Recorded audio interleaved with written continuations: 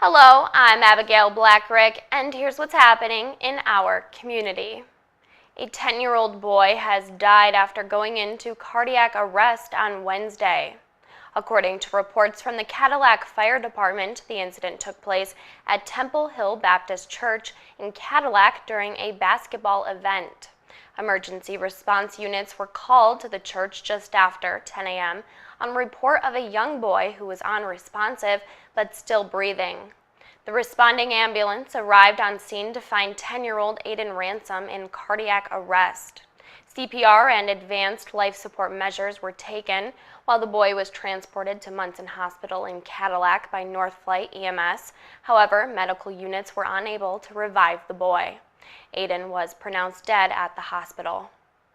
A rollover accident in Leelanau County late Thursday night led to an arrest for drinking and driving. Emergency services were called to the intersection of Benzonia Trail and Glenmere Road on report of a large truck which had crashed into two buildings just before midnight. Upon arrival to the scene, deputies found that the power bucket truck had rolled over onto its side after crashing into a house and a shed.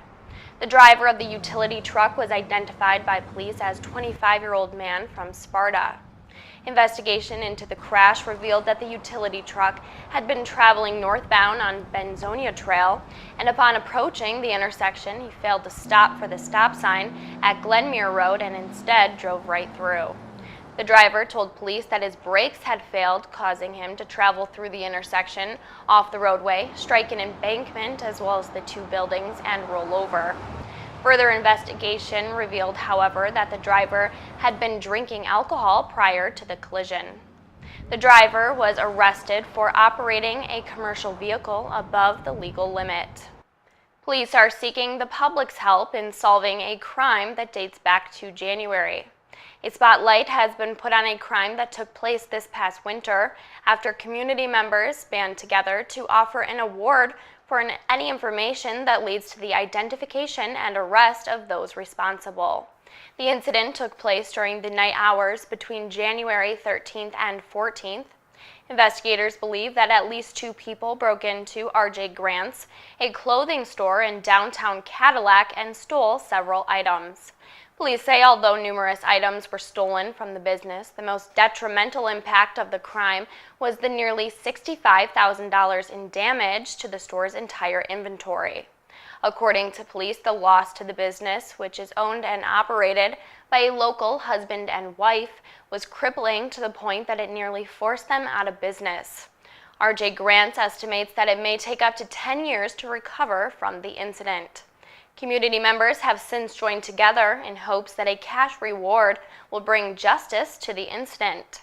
At this time, $500 has been collected by various community members for the reward.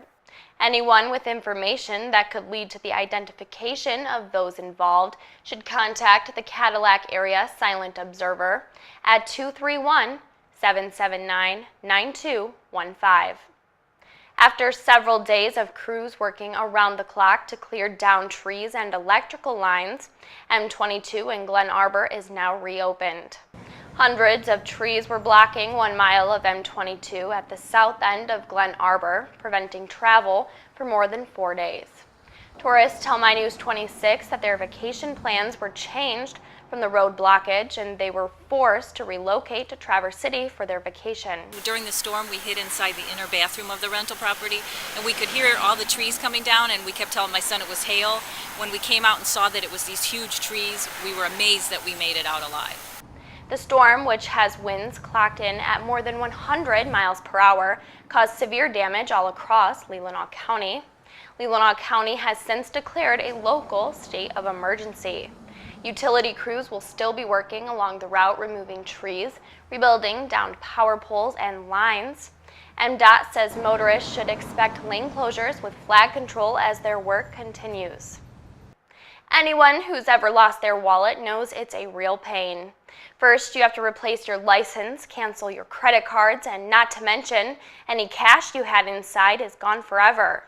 When Jessica Weatherford of Roseville lost her wallet in Traverse City with more than $1,000 in casino winnings inside, it was especially painful. But just a couple days later, Jessica returned home to find a package, and inside was her wallet, all of its contents, and a letter from someone named Jim.